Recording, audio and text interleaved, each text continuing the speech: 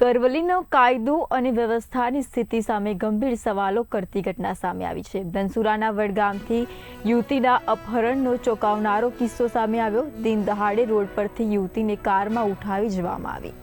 અપહરણની સમગ્ર ઘટના સીસીટીવી કેમેરામાં કેદ થઈ તો નડિયાદની નેન્સીબેનનું કાળા રંગની કારમાં અપહરણ કરાયું। તો RJ 27 CP 7985 નંબરની કારનો અપહરણમાં ઉપયોગ થયો। તો યુવતીના પિતા સહિત 3 લોકો સામે ગંભીર આરોપ।